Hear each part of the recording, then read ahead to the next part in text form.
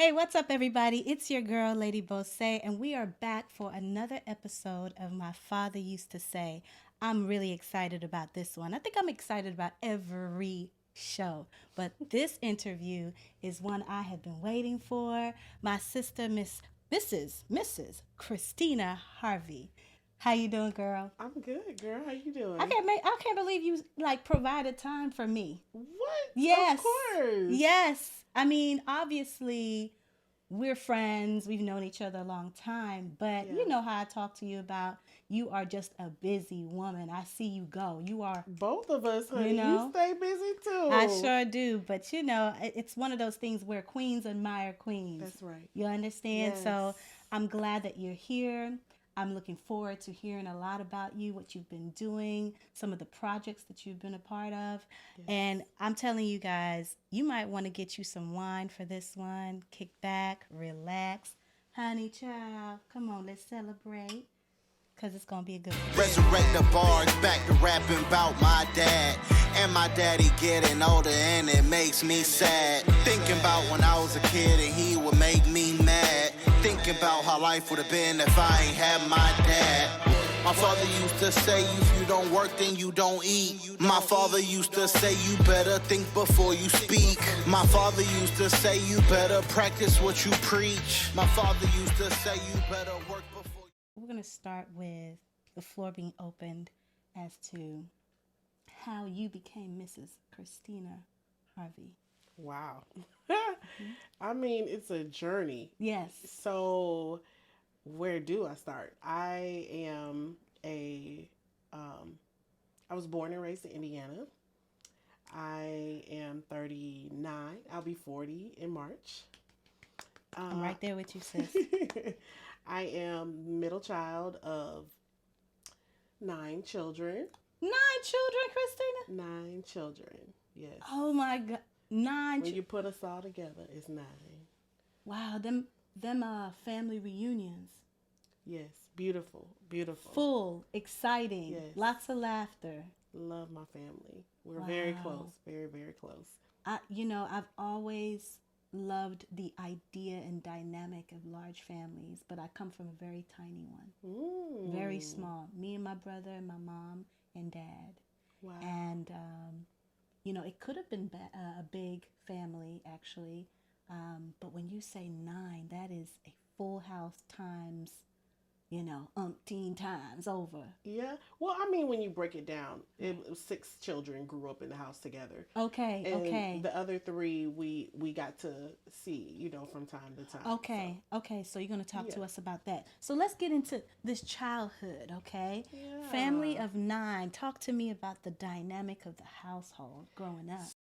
We were the Brady Bunch. It was 3 That's what I was girls, thinking. 3 boys, my Right. mom and my dad. They both worked. They both were beauticians, and they both drove school buses. This is while I was a little girl. Before that, they both Right. were. My dad worked for a major warehouse company, and my mom, she was in nursing school, and it was a Okay. lot happening. But Yeah. growing up, it was fun. We always had somebody to play with. Always, our family. We were very disciplined. I'll say structured.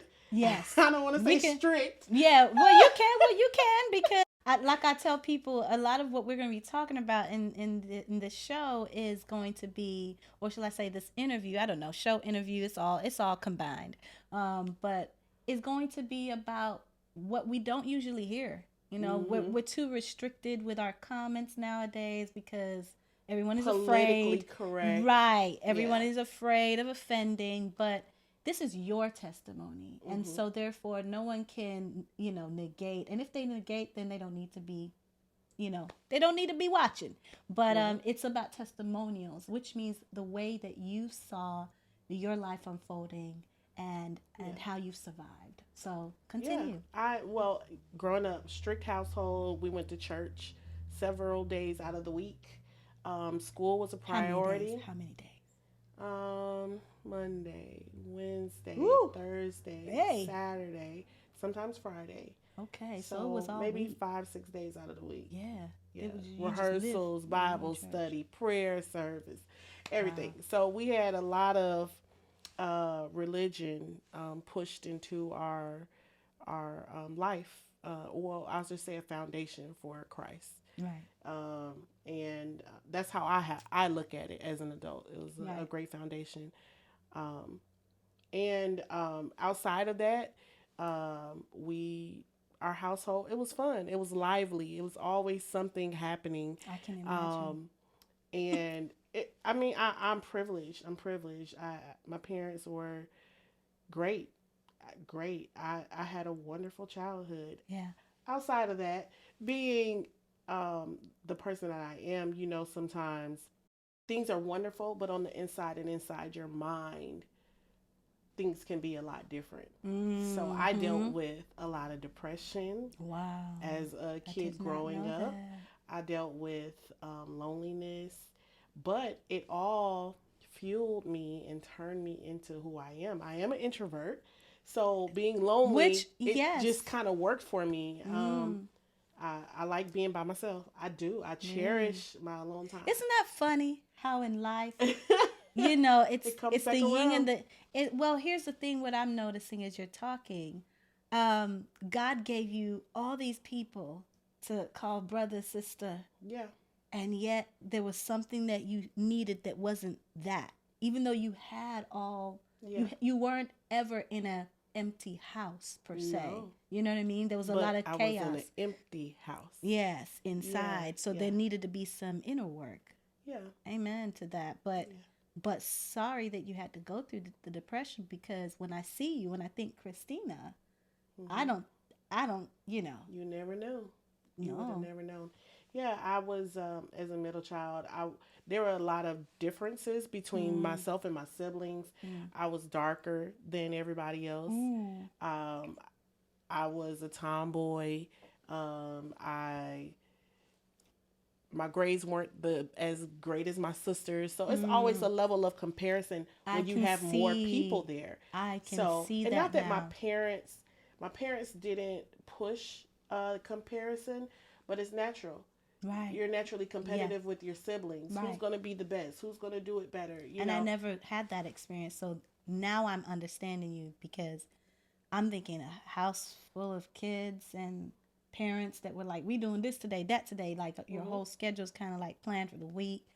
You have church, you have more people that know you. And on top of that, like, that's my mindset. But now that you're breaking it down, it's almost like when a child is in a classroom and they feel like no one sees them. Yeah. And it's like, I want to be a part of the team, but no one's picking me and I'm the last person on the bench. Yeah. I can understand that dynamic, or at least feeling that way, even though that's not exactly what people looked at you as in the family. They did it. Right. It was all in my head.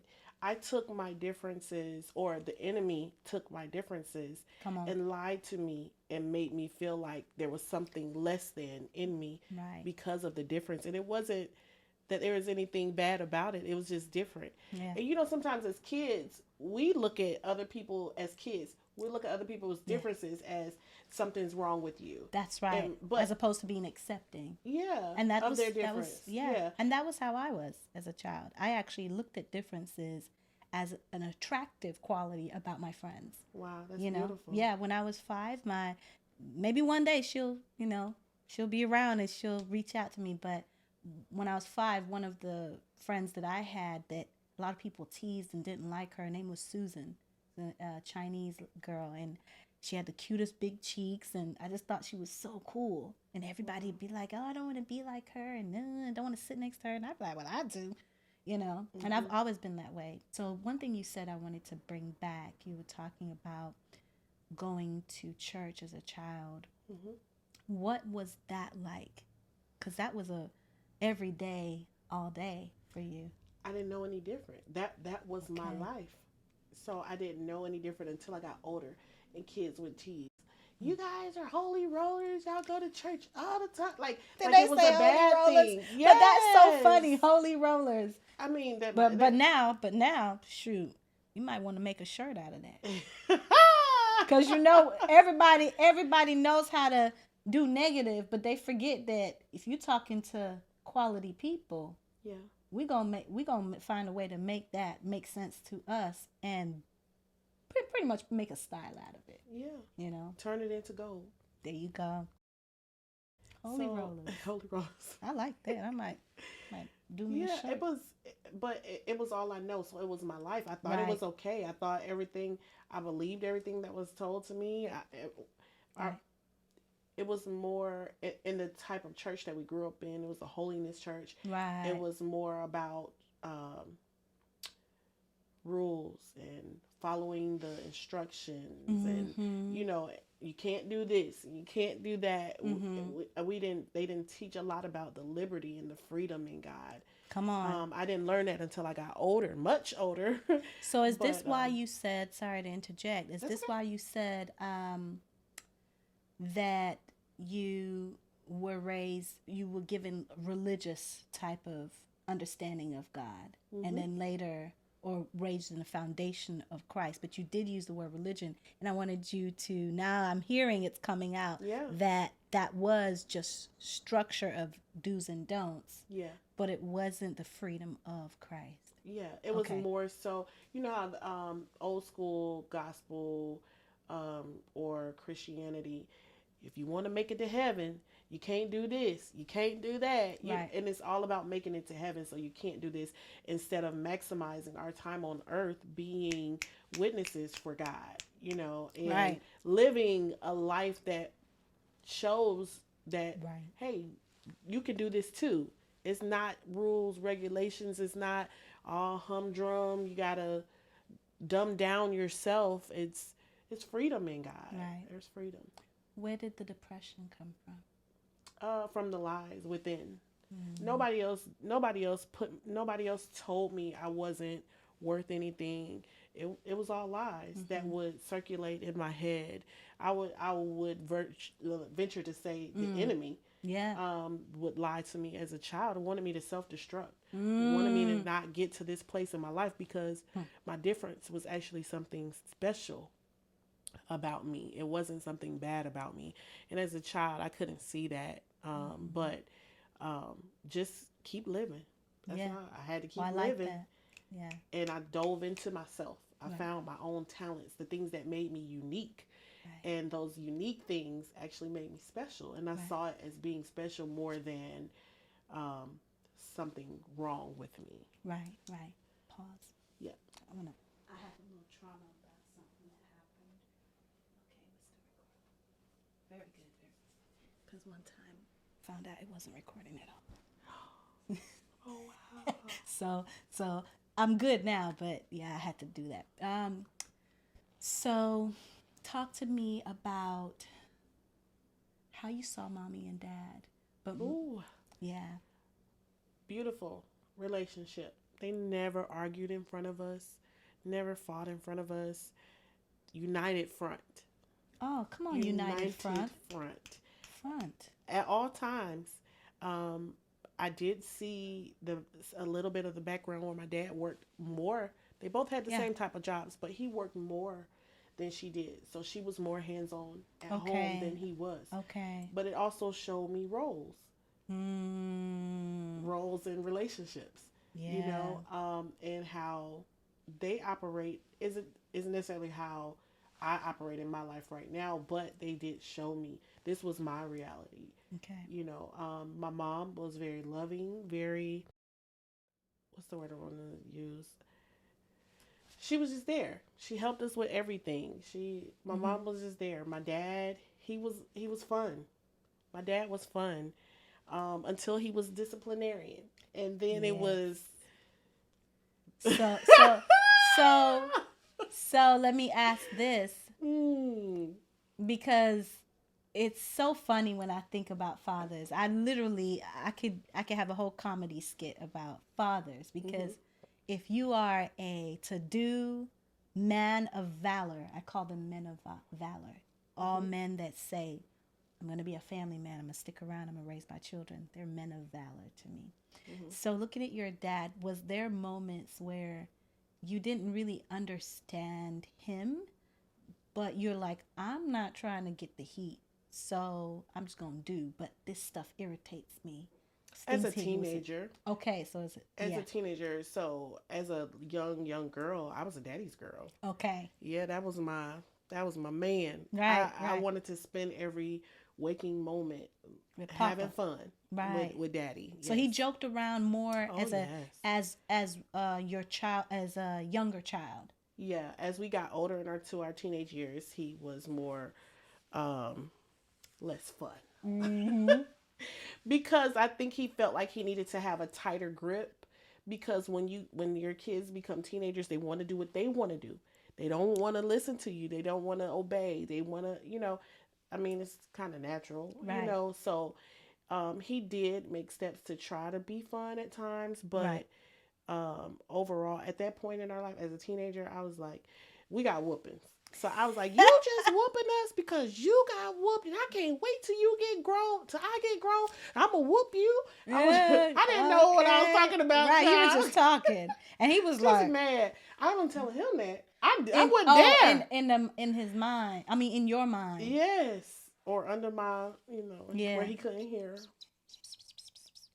What you say? I couldn't even show that. Okay, that's good, because I was going to say, not in my house. No. Yeah. You can't breathe wrong in my house. Baby, why is your eyebrow like that? And that eyebrows be crazy, but your eyebrow got to look like the angel itself. Yes, you still smiling while you're getting cursed out. All kinds of stuff. Now, my parents didn't curse, but that curse out, that kitty curse out, like, you did this, that, and third. And you got to look like this. Take it. You cannot have because the minute you have that. Yes. Or it's like, you have something to say? That's what that look is. Oh, you have something to say? No, ma'am. No, ma'am. No, ma'am. That's not how it's going to go. Tell me, was there a time where it got very, very heated between you and your dad? Oh, yes. I was a teenager, and we were supposed to be cleaning up, and I always got caught not doing work.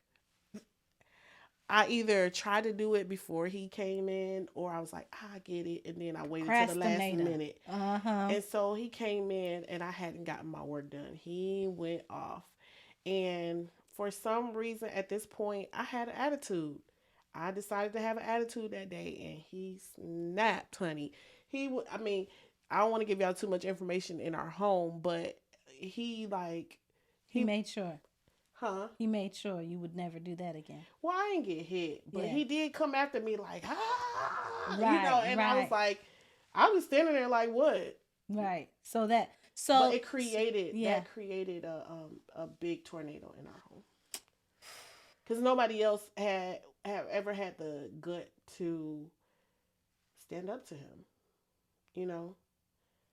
And I was just like, today is not the day, sir. Yeah. I was a challenger. Right. Which I've seen all throughout your life, like in the little parts that I've come in at the end till now, till present. What were some of the things that your father used to say that now you find that although you didn't understand it, although it didn't make sense, maybe it did always make sense, but you find that it cultivates your life today? This one thing sticks with me to this day. At the time, being a young child, maybe like 10, 11, somewhere up in there, and they would bring groceries home. It was our job to put the groceries away. Mm-hmm. I had the job of putting the groceries in the freezer. And I would always be like, it doesn't fit. It's not enough room. And my dad would say, it'll fit. And I was like, I just was like, it's not fitting. It's not working. Right. And he would say, if I got to come in there and fit it all in there, it's going to be a problem. It's going to be a problem. And every time I would find a way to make everything fit. Wow.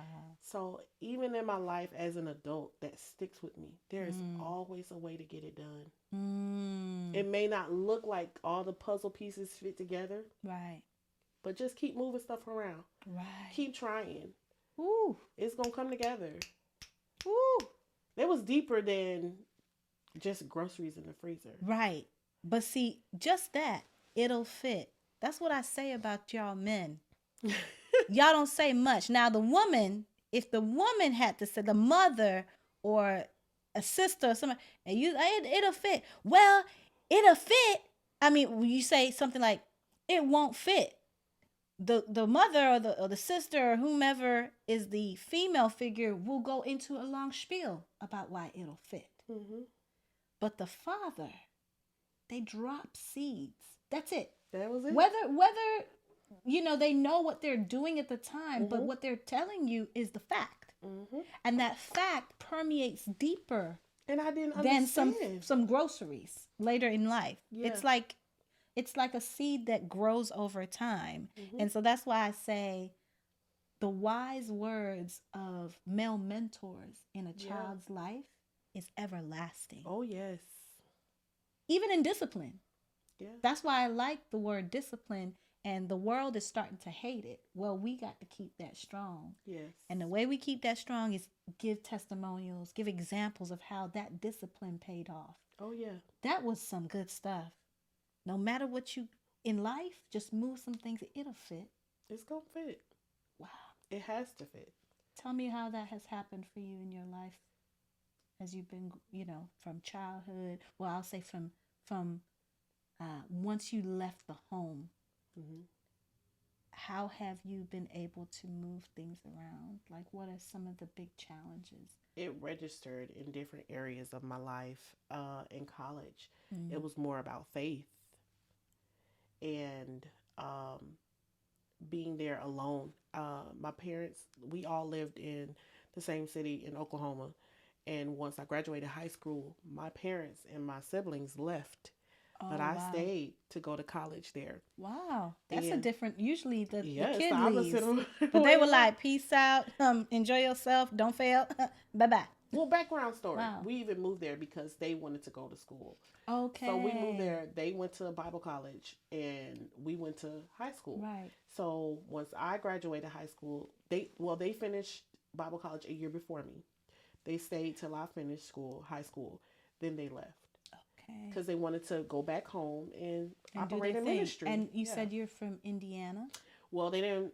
Okay. So I'm originally from Indiana. Okay. But my parents are originally from Alabama. Okay, so they moved to Alabama. They went to Alabama after Oklahoma. Check this out. I was born in Tuskegee, Alabama. Get out of here. Yeah. Small world. Look at how that connected.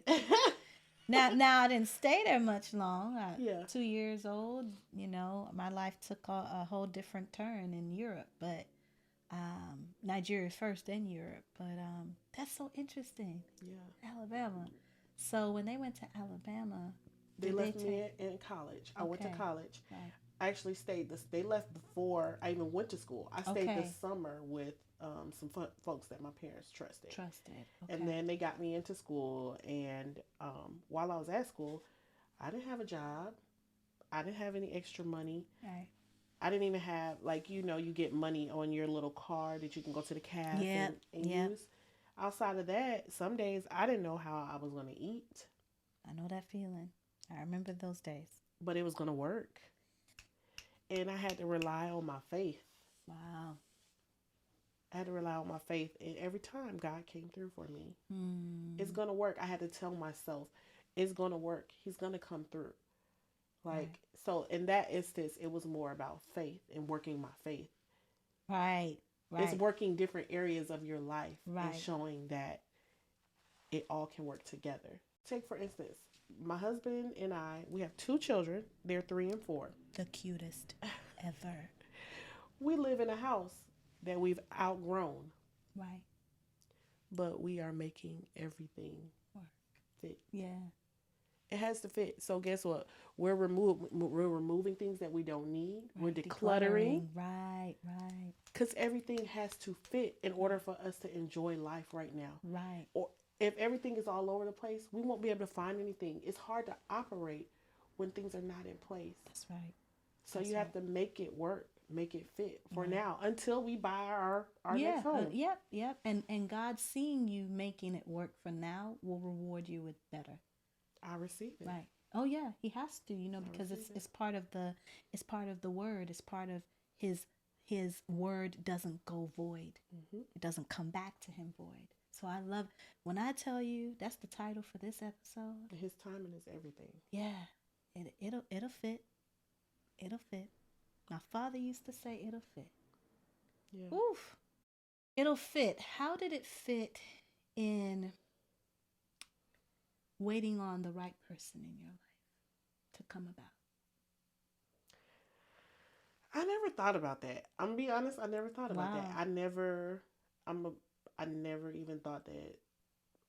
That goes back to that depression.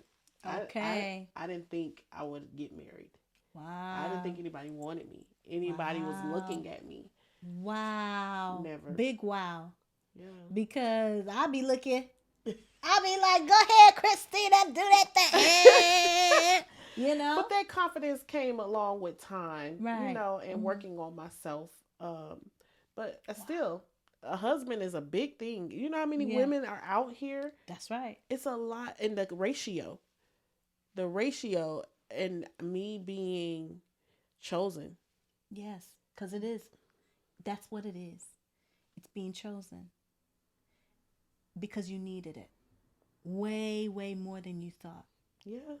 I say to myself, if you look at everything that people go through and why they have what they have, it's because of a need that God saw. Mm-hmm.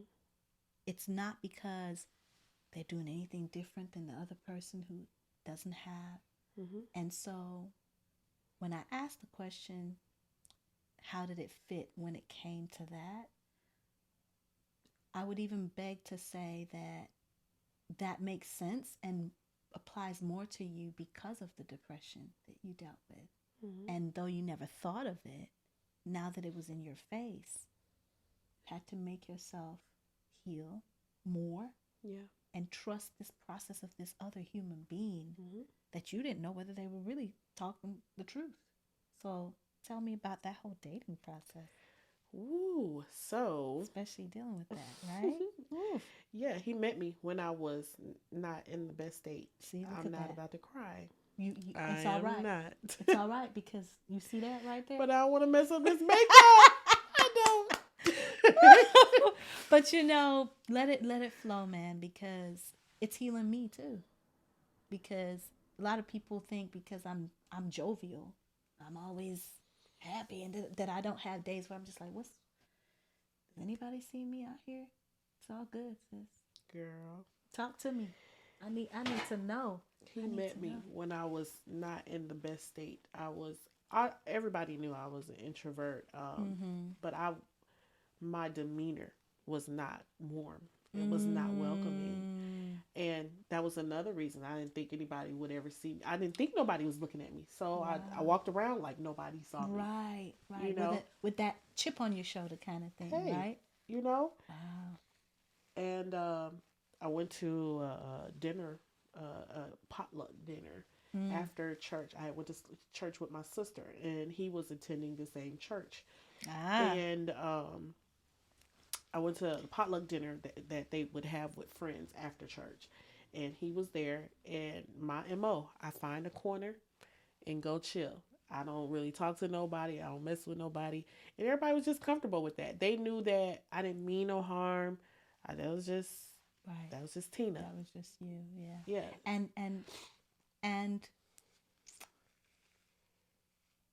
did you, I guess that really intrigues me. Because I'm the girl who'll come to you. I would come to you. That was him. Wow. He came to me.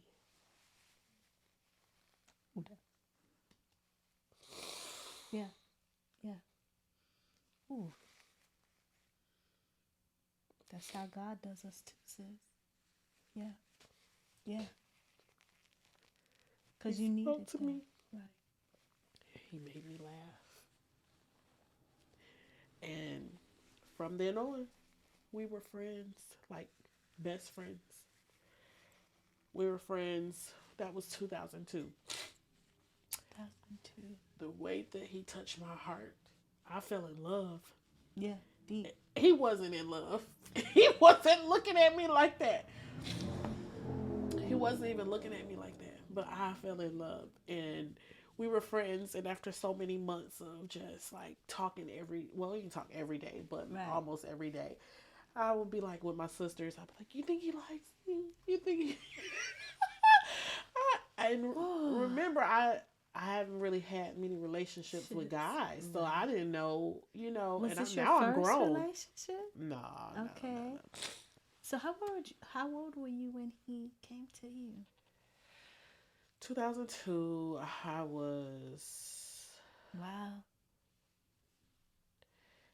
1921. Maybe I was 21, maybe 21.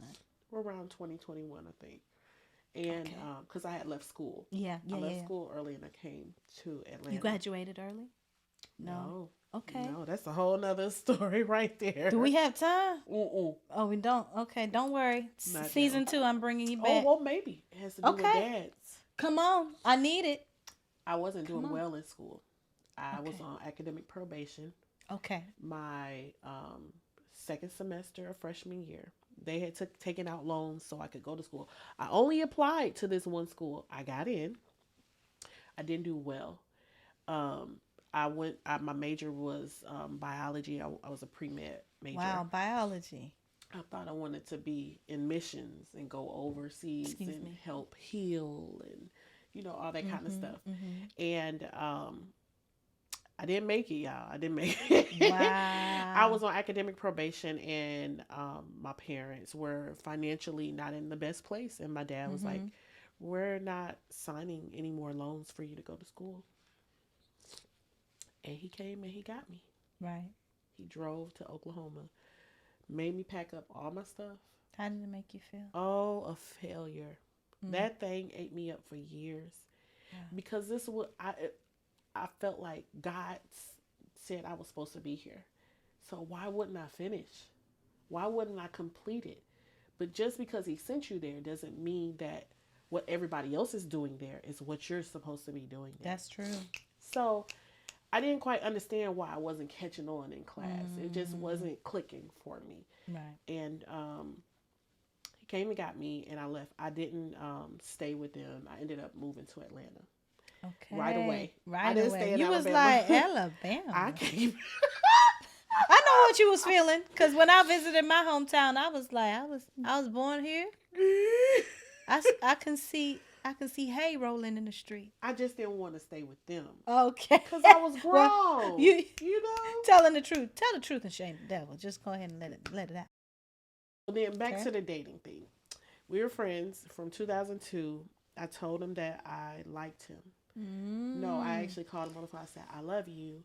And as friends, you say you love each other. You love each other. I say I love people all the time. They get scared. So I was like, "I got something to tell you." He was like, "Okay." I said, "I love you." He's like, "I love you too." I said, "No, I love you." He's like, "Okay, I love you too." And I was like, "No, I love you." And he was like, "Oh." What? And then he was like, "Yeah." He's like, he let me down easy. He's like, "I don't really see you like that right now. I don't really see you like that." And he would, I wasn't necessarily his type. Right. So, we still remain friends. That's the thing. I didn't let go. Yeah. After those feelings were turned down, I just switched. Yeah, just switched to friends back again. Friends. And it was easy. I was like, okay. And you know what's so interesting? Remember when we were talking about how I noticed you when we first met some years ago?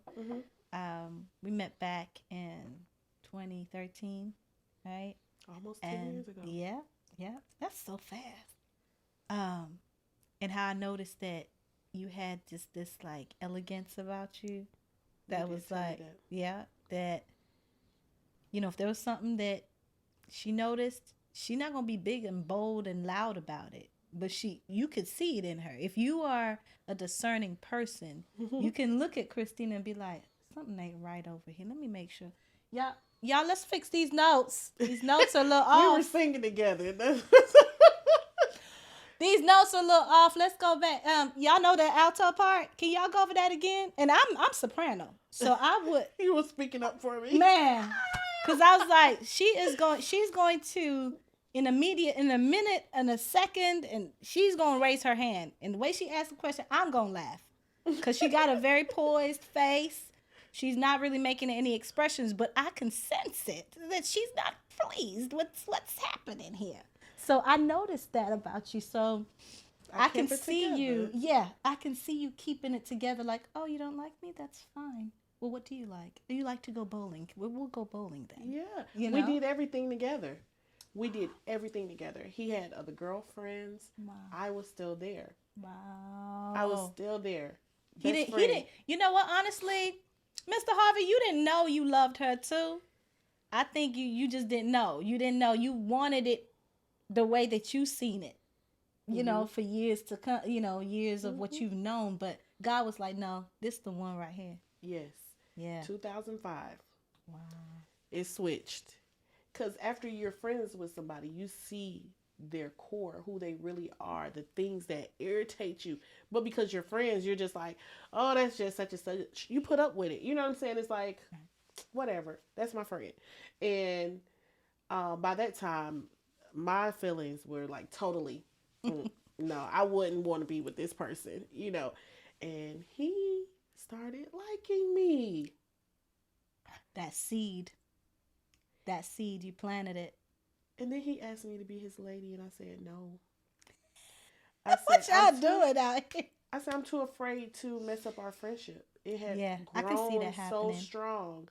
I was very afraid to lose him as a friend by crossing that line. Yeah. And opening my heart. Yeah. Up, and because I was afraid, I definitely was afraid to open my heart. And you done it already, and you just didn't want. You just didn't want.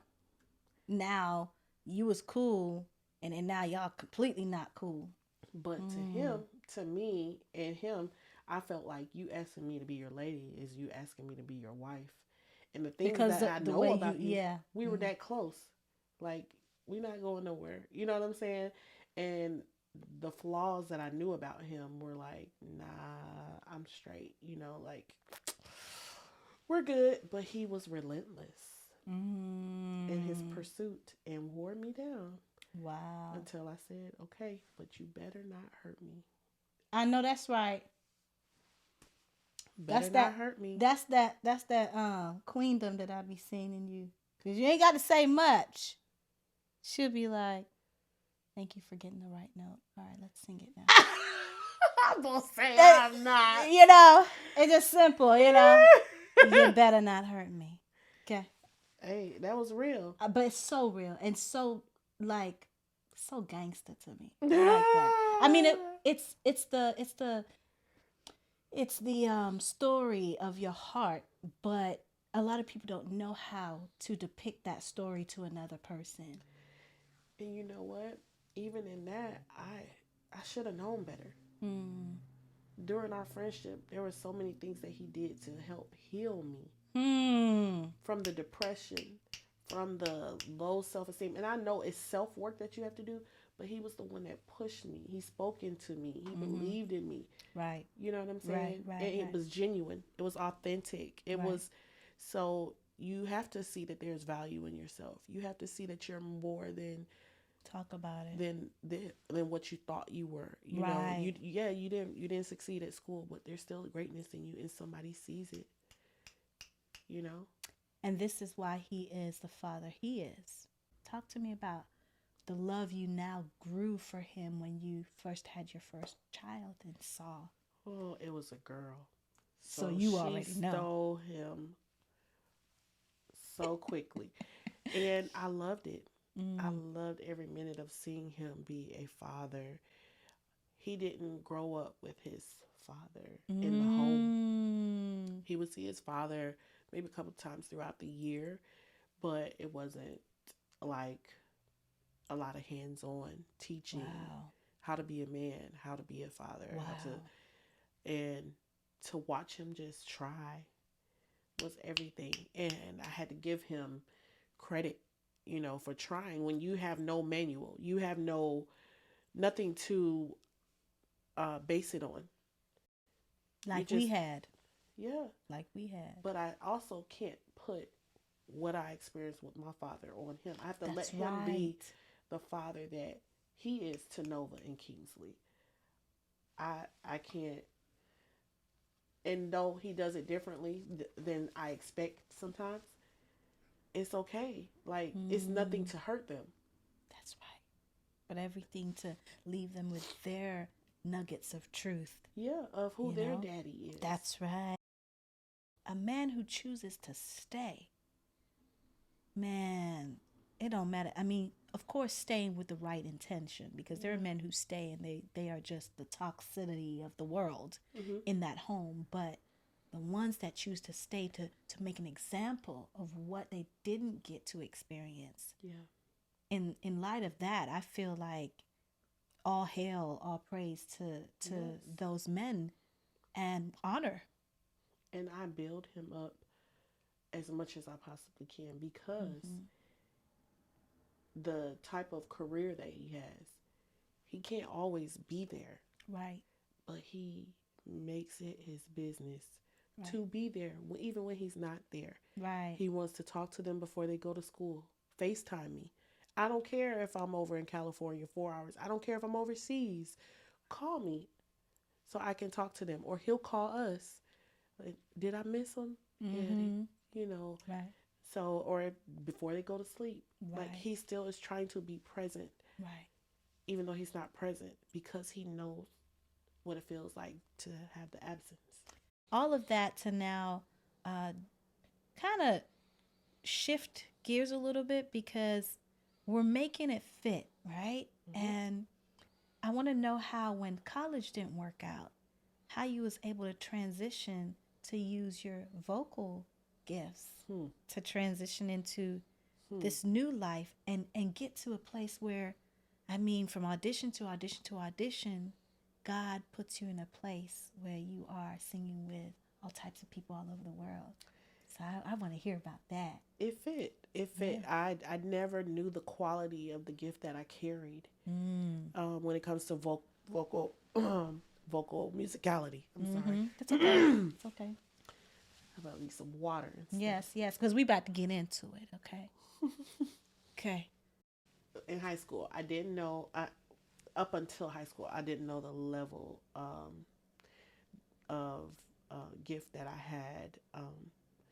Until in youth group, they started asking me to sing during our youth services. Can you sing before they bring the message? And they kept asking me. And this was a different type of people that I'm used to. And then they would see me in the grocery store. When are you going to put out an album? And I was like, y'all think I'm that good? You think I'm that good? Like, my gift is that good to Yes, it is. For the world to hear? Yes, it is. Like, so that opened my eyes. Going to college, I joined the college choir at my school. Isn't that amazing? That their seed in your heart, in your mind, to let you know you were worth that. Yeah, stuff I would have never done. Wow. You know what I'm saying? Or even thought I had the true ability to do. Yeah, I sang growing up with my sisters in church and stuff like that, but never on my own as somebody who steps out front. Right, you know? right. Wow. So then I got you talking about how to make it fit. Right. I left college, came to Atlanta, joined the church. There was a lady there who was starting her music career. She asked me to sing background for her. At that point, I was doing that for years. Just for her. Always, for years. Yeah. It shook me because I thought I had a greater gift. Where is this fit? Why is it not fitting? Why is it not progressing? And it's all about timing too. It's gonna fit. It's just about timing. So I had to be developed in some other areas. I had to go to the background to learn some more things about the industry. Right. To learn more things about actually being a person up front to command an audience. Come on. Yeah. There's so many levels to being an artist. And a lot of people don't know. They think it's just the makeup and the clothes and, all the cheers. Yeah. Talk about that. I love it. It's a skill. It's a skill. So for years, and even today, it became a passion of mine, right.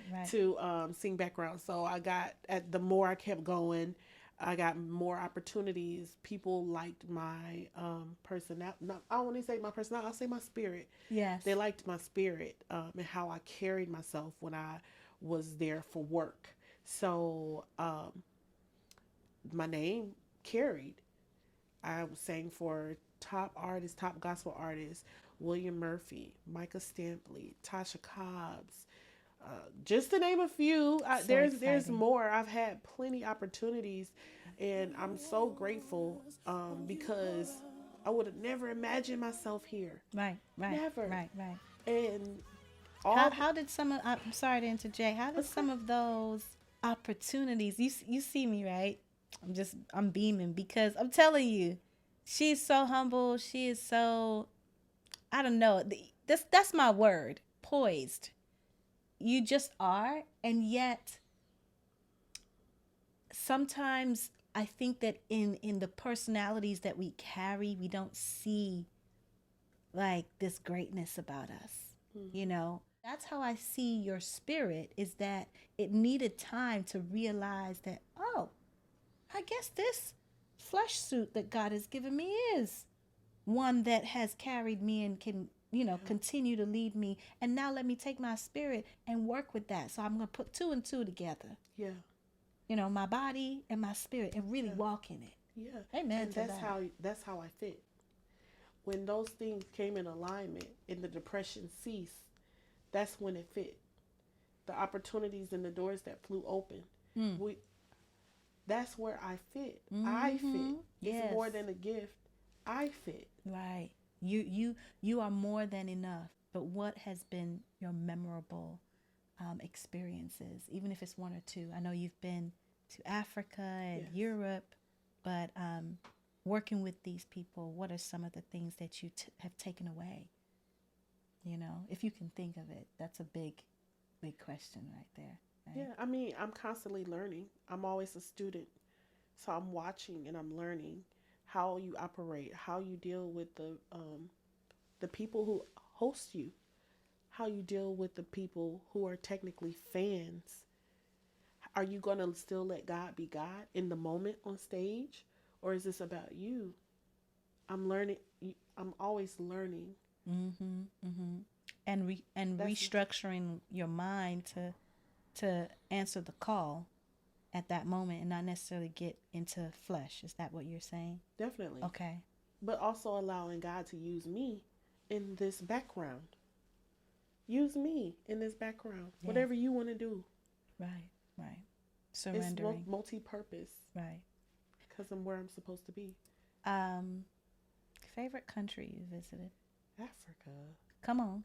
Nigeria. Hey, mashata. I'm Nigerian. I didn't understand why it hit me different. Yes, Nigeria. Yes. What did you love about the experience? It changed my life. I never saw... Growing up in America, we have so many luxuries. We have... Okay. Sorry. It's okay. It's okay. Choked up in more than one way. That's okay. In Nigeria, it was a culture shock to watch these people worship God for hours, not get tired, to walk from hours away, to be at an experience, to meet God there. They take it so seriously, and they'll stay all night until the sun comes up, worshiping God. Baby, we get mad if we in church more than an hour and a half, and then we come to be entertained. They come ready to worship God. They worshiping before you even get up on the mic. You ain't got to tell them to stand up. You join in with what we singing. Yeah. How about that? Right. They're singing over you when you start. You be like, the perfect example, because I grew up in around a lot of Nigerian churches, but you'll start the song and they'll take it up for you. Oh yes. And so now you a background. Yes, ma'am. But even though you came to give them experience, they gave me an experience that changed my life. That's where my life changed, and I'll never look at worship the same. I always knew I had a heart of worship, and so nobody had to pump me up. Nobody had to pry me to worship. I wanted to worship God. I came to worship God. No matter what was going on in my life, that was my safe place. That was, so I yield. Right. I yield. Immediately. Right. But to see how the culture, that's the culture, to yield, like the reverence and the respect that they have for the presence of God. Oh yeah, it's big. It blew me away. Speak on how, I guess, you've been able to look at the benefits of your father in the home till present day. Yes. Looking back now, I am so appreciative of the training, of the strictness. He did what he thought was best. We turned out okay, y'all. We turned out good. True, I'm gonna we say turned out good. Turned out amazing. Me and my siblings, we turned out good. Good people. Good people. That's what we trying to create, better people in this earth. Your presence means everything. Your attention, your discipline, it means everything. We just need you there. I look at my father now, and he's getting older. I see the aging, but he still covers me. He still speaks into us. What's an example of that? He sends the family scriptures. This is what our focus is for the year. He's still the head of the family. He sends us scriptures for the year. This is our year for favor. This is our year for, he told us last year, this is the year God is testing everything that we've said about him. Who we've claimed him to be, he is testing us in that. And it happened. Literally. It happened. He was a warning for us. Wow. It was a rough year. But because we had that warning, right, we were able to still come through. And knowing that our Father is waking up every morning at 5 o'clock, praying for us, covering us, it means everything. Right. Your prayers, your presence, your teaching, right, your kind words, your discipline, whatever you're offering as a dad that's genuinely from your heart is necessary. We just need you. We just need. I'll never be the same. I'm a daddy's girl as an adult. Yeah. Baby, bet nobody say nothing about my daddy. Cause my daddy know how to do this. But to be frank and sincere, mothers get a lot of shine because because we innately are the default to why any child can succeed. Yeah. But the added cherry on the top. Yeah. Is when the father says, yes, this is mine. I will claim them. I will love them. I will nourish them on top of all that the mother is doing. Yes. So thank you again. Yes, you're welcome. Thank you for having me. Yes. And I always play a game before we go. Okay, siblings. Okay. Would you rather have all your siblings come out to a show or come out to a house gathering? Like, either come out to see you somewhere or come out to hang out with you. Just simple. A house gathering. House gathering. Why? I just like time spent together. Your love language. Time well spent. Yes. Ah, no wonder why. Because that's my love language. I love that so much. Like quality time. And I don't know why. Sometimes I'd be like, they got to go home. Leave them alone. And I'd be like, you sure you don't want extra water? You want some tea? You want some, So yeah, quality time. Lots more to express and share. Yes. I think maybe the show can time to love on each other. Mm-hmm. This life is but a vapor. Right. Ooh. Yeah, time well spent. I love it. Next question. Mm-hmm. Coffee or tea? I knew you were going to ask me that. Really? That's crazy. Tea. And why?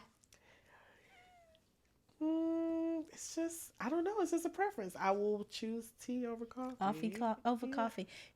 Did you see anybody in your family doing it growing up, or is it something you adopted over time? No, they had coffee growing up. Ah, Yeah, they interesting. had coffee. But you know why I asked, right? Why?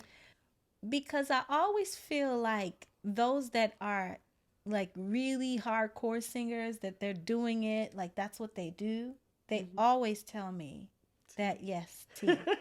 You know, it is better for our voice, to be honest. That's a factual thing. But every time I've met a singer who does coffee and they can't get off it, I'm usually their voice teacher. Wow. And I'm training them how to kind of acquire the taste of tea. Because coffee is really just for them to wake up. It's not, there's nothing else except the sugar and cream that makes them feel like it's addictive on top of, you know, that strongness. When you're on vacation, okay, would you rather do some daredevil type excursions or something that is as cool, chill, not gonna break a bone? Which one are you doing? That's a hard one. I like both. Okay. I like both. I will probably say I'm a chill. I'm a chill.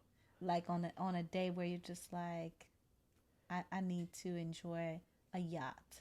Yes. Yeah. Over maybe. But while I'm on the yacht, I'm gonna find a way to get on jet skis. Okay. While I'm out there. All right. Where I might need you to come with me on a vacation so that I would get on the jet ski. Because I'm the girl who I like to be adventurous, but don't push it. Whereas I might need someone to push me. Yeah. As opposed to you. I'm adventurous, but I do have my limits though. What's your limits? I'm not bungee jumping. Oh yeah, no, we're not. Look at me. Look at me. If I'm jumping down anywhere, it's got to be water below me. Yeah, and it's got to be a few feet. We're not doing no 10 feet jump. I had a 6-foot jump in Jamaica. I went there by myself in 2017. And I was like, there ain't nobody here to talk me out of this. And the guys were like, yeah, I know you're scared, but don't be scared because we with you. I was like, you're not going to be with me at the bottom of the plunge. How can my beautiful people that are listening find you? Because I want them to follow you, encourage you, comment and share. So how can they find you? I am on all platforms as Khrystina Harvey, and my name is spelled different. So it's KHRYSTINA. And Harvey is spelled normal, HARVEY. Right. But I'm on all platforms as Khrystina Harvey. Okay. Yeah. So this is easy. You should be able to find her. And please, like I said, follow and comment and tell them, tell her you saw the show and you just want to send love and encouragement. That's what we're all here for, right? Yes. And I also want to ask, are there things that you are coming up with, any new projects, any new people you're getting ready to sing with, or is this just a time for family and love right now? It is a time for family and love. Always a time, right? Yes. Yeah. That is my focus. But I am working on some music. I have not told many people, but it's in the works, and I'm really excited about it. I'm excited too. You guys, I'm so glad that you were able to tune in today.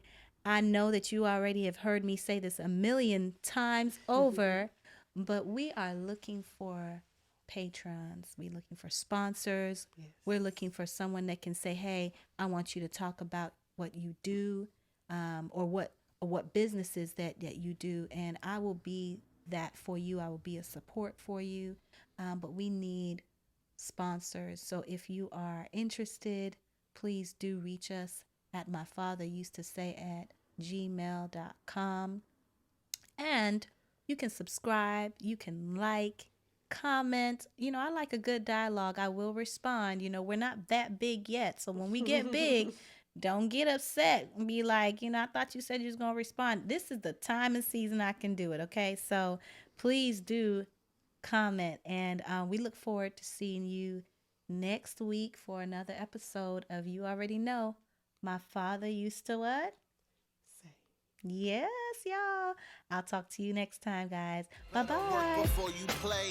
My father used to say, if you don't work, then you don't eat. My father used to say, you better think before you speak.